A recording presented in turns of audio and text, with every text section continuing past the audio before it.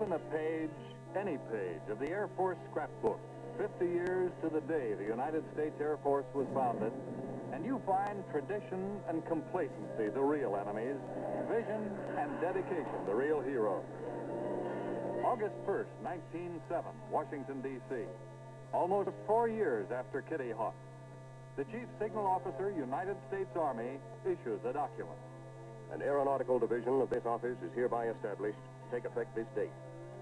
This division will have charge of all matters pertaining to military ballooning, air machines, and all kindred subjects. This civil office memo gave birth to today's United States Air Force. The first commander, Captain Charles DeForest Chandler. The first staff, Corporal Edward Ward and First Class Private Joseph E. Barrett. In short order, Private Barrett went over the hill, and the Army's new air arm lost half its enlisted strength. Just a year later, in August 1908, the Wright Brothers brought their $25,000 skid-mounted pusher to Fort Myer, Virginia, near Washington. Thousands witnessed the military test flights. Aviation came to the people, an important step. And then, after only 2 weeks, disaster. Pilot Orville Wright escaped with injury. His passenger, Lieutenant Thomas E. Selfridge, the first military man to solo, was killed. Next year, the Wrights returned to Fort Myer with an improved version of their flying machine. Orville Wright, with Lieutenant Frank Lahm as passenger, completed the first official military test flight of 1 hour and 12 minutes.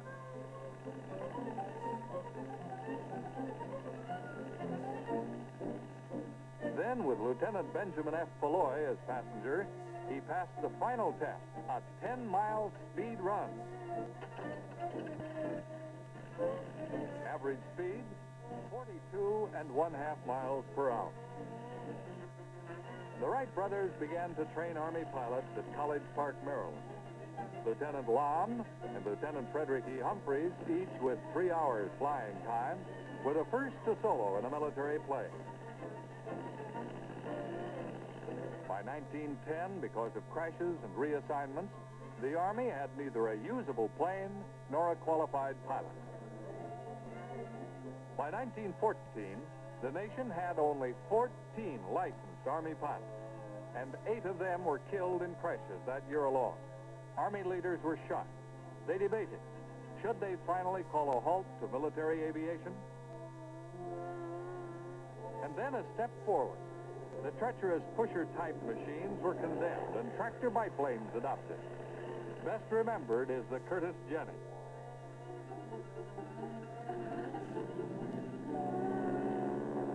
In 1916, on the Mexican border, we got our first taste of aerial combat, and only a taste. After a month, all 8 planes in the engagement were washed out. This stimulated public concern and official action, but the damage had been done. The United States had lost the aviation leadership inherited from the Wright brothers. When we entered the Great War in 1917, the United States ranked 7th among the nations in air power. Practically overnight, thousands were in uniform and preparing to go overseas.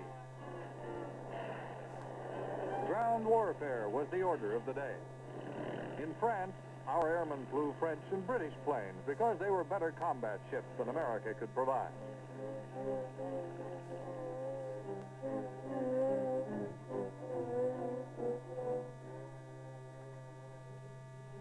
The first Americans to join the air battle were volunteers in the French Lafayette Escadrille.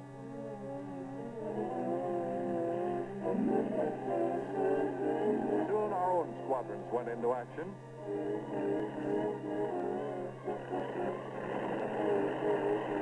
Before it was over, 71 Americans had racked up 5 or more kills in the air to qualify as aces. America's ace of aces with 26 kills was Captain Eddie Rickenbacker. Thus began the long struggle for command of the air. A struggle of conviction that air must be dominated before surface action can be successful. A struggle of air power and fighter pilot demonstration spanning 3 wars by the Flying Tigers early in World War II.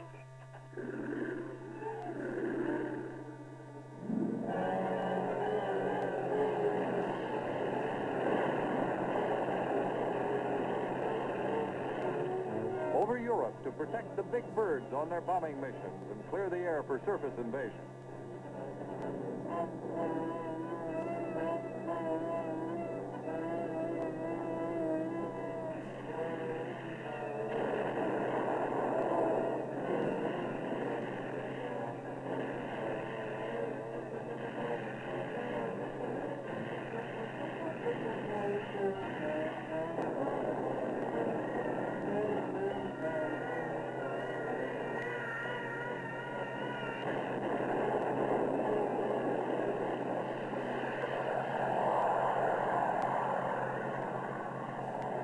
In the Southwest Pacific, the fast-moving campaign against Japanese fighters.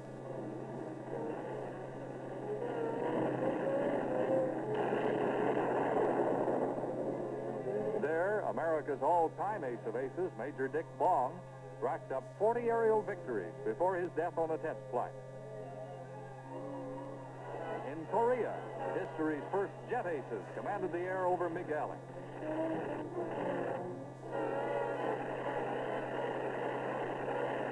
The leading jet ace, Captain Joe McConnell, with 16 victories, was killed like Bong while testing a new aircraft.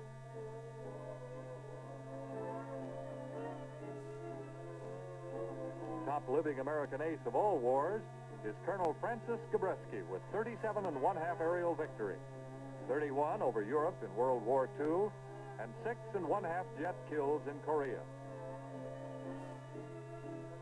As the struggle for command of the air continues, the action takes place for the first time in history over our own backyard. Gone are the ocean barriers. Only constant patrol of the air ocean with electronic assist can hope to give us warning of invasion from the sky. Short warning indeed, too short for comfort. Only the power to strike back through the air can hope to provide security. For the vision and the deeds behind deterrent air power, the pages of the scrapbook turn back to the First World War. In 1917, the Strategical Aviation Branch of our Air Service in France advanced a plan for round-the-clock saturation attacks against enemy defenses and production facilities. Brigadier General William Mitchell laid it on the line.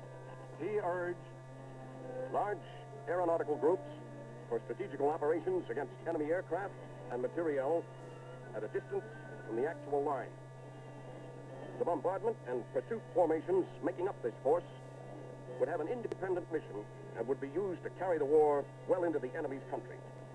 On September 13, 1918, Billy Mitchell launched the largest air offensive of the war, some 1,500 Allied planes in the San Miguel assault.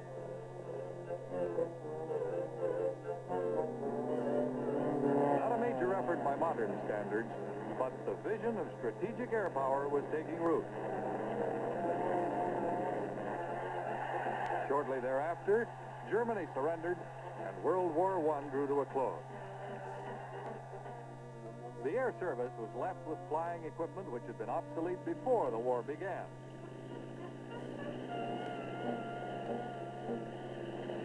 But the air power vision was growing. Then came the bombing tests of the early 20s. The German battleship Ostfriesland and the American battleships New Jersey and Alabama all were sunk by land-based bombers.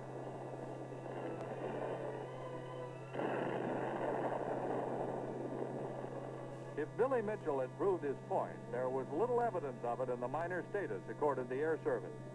Drastic military reorganization became Mitchell's theme. When it didn't come, he exploded like a bomb on a battleship.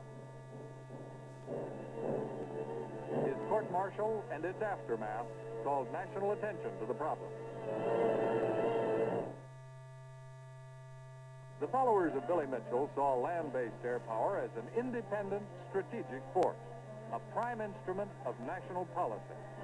This was the vision that grew into a concept without the tools to do the job or to prove the point. The Condor, perhaps the best bomber of the 20s, had less than a 300-mile radius of action. The experimental Barling bomber of 1923 didn't have enough power to fly over the Appalachians from Dayton to Washington.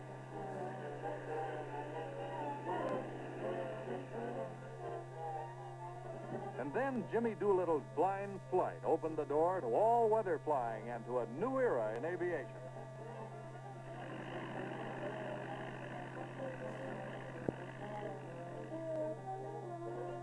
By 1935, there was hope that equipment might catch up to concept.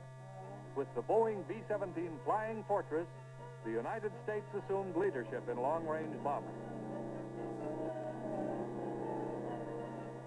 December 7th, 1941. We had too little of everything.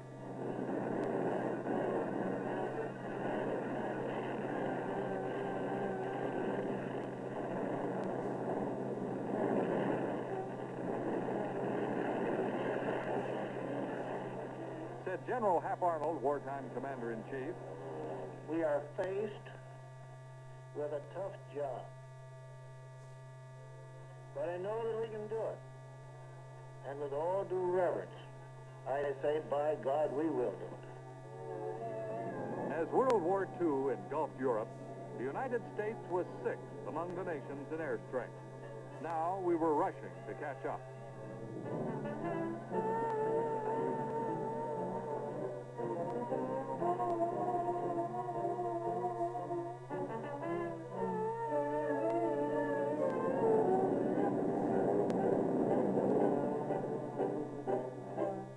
Our first air attack on the enemy's homeland was a B-25 raid on Tokyo from a carrier deck. Although strategic in nature, it was more a warning of things to come. The new kind of war had its birth on August 17, 1942, when 12 B-17s of the 97th Bomb Group based in England bombed the rail marshalling yards at Rouen, France.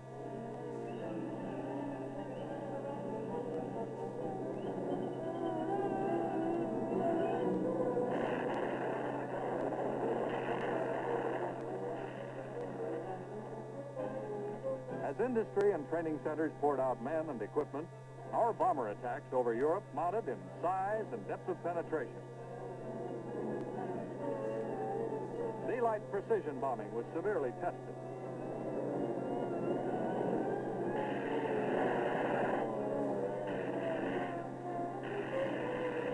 At times, its future seemed doubtful.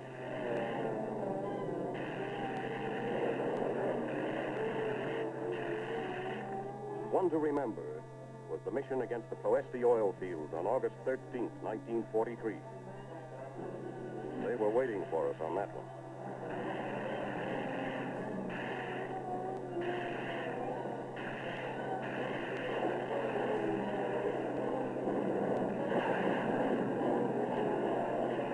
Ploesti grew into a campaign.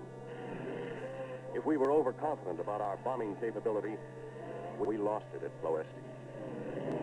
But the real crisis was yet to come. Schweinfurt and Regensburg, a twin mission that same month.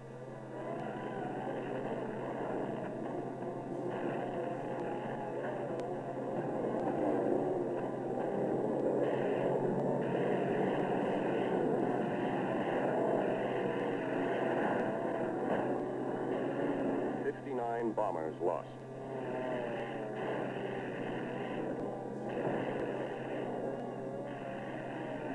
October 1943. Schweinfurt again.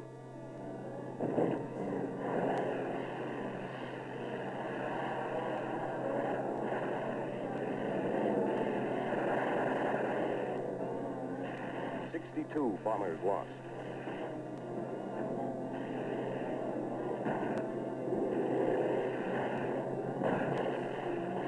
Things were getting rough. We couldn't take it like that for long.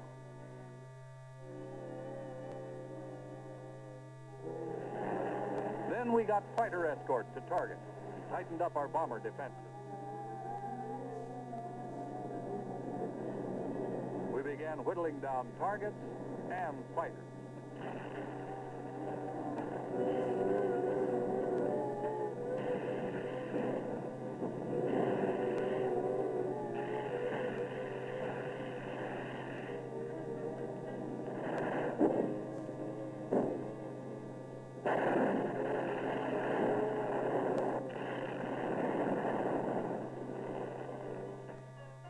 By D-Day in Normandy, the skies over Europe were ours.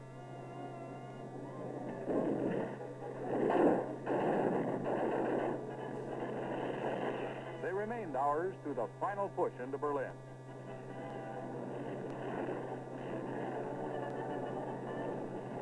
Across the world, our air forces were fighting their own kind of war. It began to the beat of native tom-toms and ended with the greatest explosion in history. It was a back alley kind of war, barroom style, no holds barred. Low-level war, right on the deck.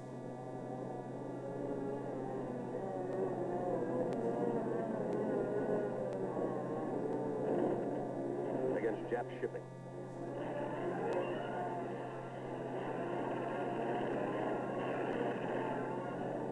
Jap ground installations against Japan. An island-hopping war to advance the bomber line, retake the Philippines, Okinawa, Guam, and more islands than we could count. The air power concept got a shot in the arm when the B-29 went into action.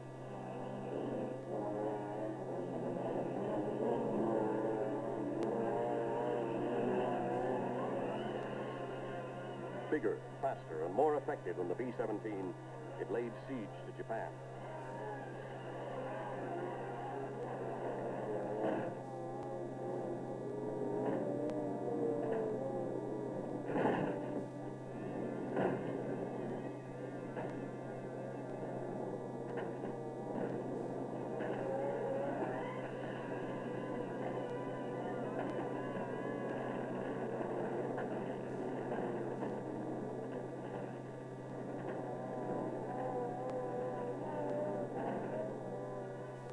Finally, no surface invasion, no need for one.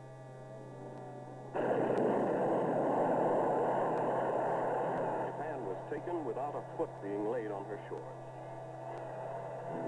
The strategic concept of air power had been proved with lives to spare. After molding the greatest air force the world has ever known, we saw our powerhouse fall apart with explosive demobilization in 1945. Within a relatively few months, the Air Force was reduced from 243 combat groups to the equivalent of 2 combat groups. We have fought one, really 2 wars since the global job. The mess in Korea called for tactical weapons. All available strategic targets were eliminated within a month. At home, as a deterrent to global attacks, was our B-36, the first intercontinental bomber. That it has never seen combat is the best measure of its effectiveness. The second war after VJ Day was a battle of supply, but war just the same.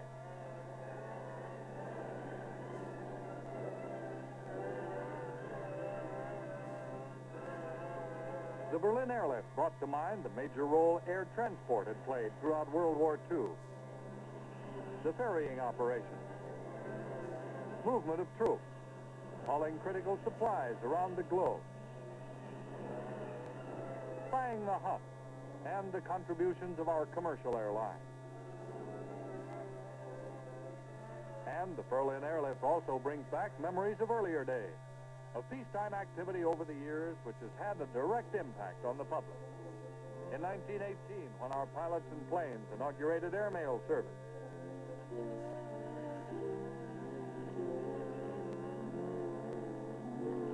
Forest fire patrol in 1919. Dropping food and supplies to snowbound Navajos in the early 20s.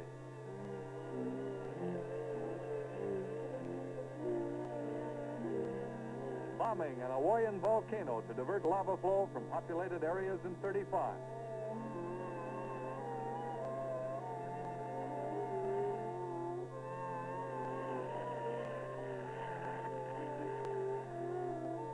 And since World War II, evacuation of injured from the Texas City disaster.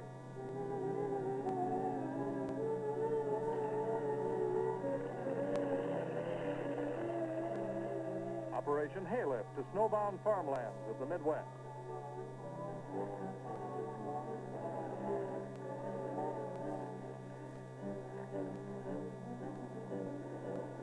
Evacuation of sick and wounded from Dien Bien Phu in Indochina.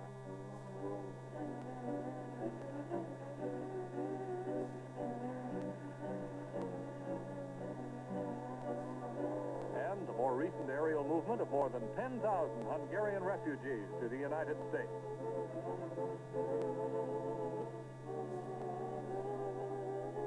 Nor can we forget the Air Force's most ill-fated peacetime assignment, carrying the mail in 1934.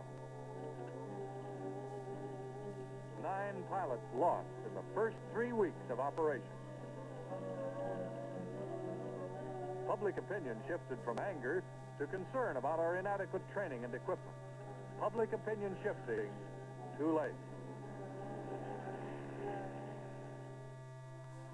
9 more lives sacrificed on the altar of public complacency. So many American lives sacrificed on that same altar. In his last public statement at the Air Force Association Convention in 1951, General Wright S. Vandenberg said, "The United States is no frail reed to be bent to the ground by a single blast. But if we doze, if, in our complacency, we forget the deadly earnestness of the enemy, his ever-increasing technical competence and undoubted ability to deliver his new weapons, then, I say, our strength will not avail us."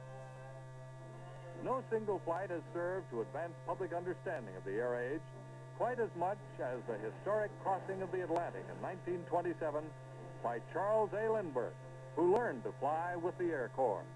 The Air Force Scrapbook also documents the first non-stop cross-country flight by Lieutenants Oakley G. Kelly and John A. McCready in 1923.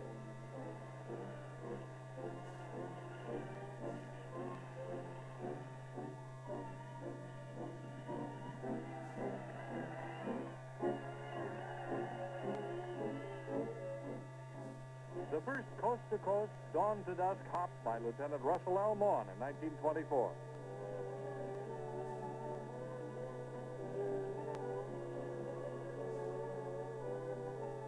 That same year, Lieutenants Eric Nelson and Lowell Smith piloted 2 Douglas World Cruisers 26,000 miles in 175 days on the first round-the-world flight in history. A 3rd cruiser, after completing part of the trip, returned with them to the starting point at Seattle. 25 years later, in 1949, the B-50 Lucky Lady, commanded by Captain James Gallagher, circled the globe non-stop in 94 hours. In January 1957, 3 B-52s, commanded by Major General Archie Olds, did the same job in less than half the time. These globe-circling non-stop flights were made possible by aerial refueling.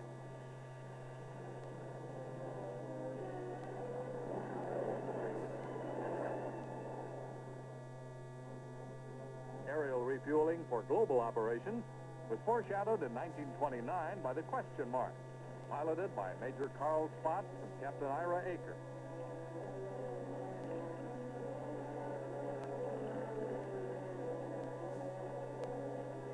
Which stayed aloft for more than 150 hours.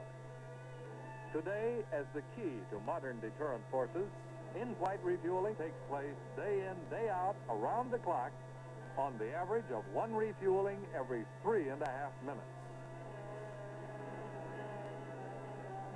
As the Air Force, on its golden anniversary, maintains deterrent power for the free world, culminating the vision of its pioneers, new front lines appear.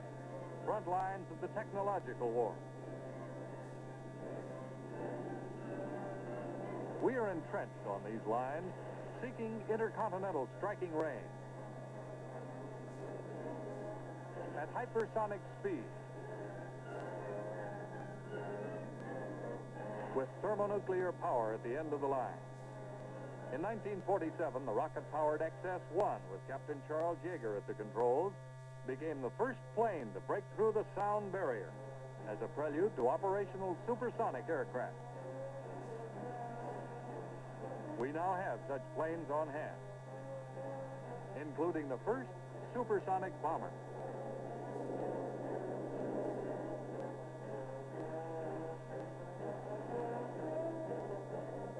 The X-2 research plane has more than tripled the speed of sound to pierce the thermal barrier. It's climbed above 100,000 feet. Revolutionary type aircraft are being developed.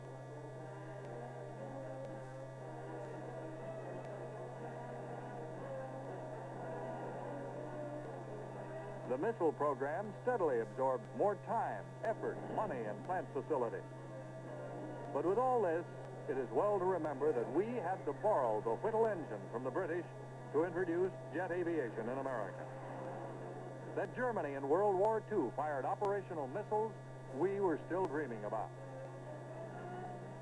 That Russia is embarked on a vast crusade to gain technological superiority over the Western world and is gaining steadily in the race.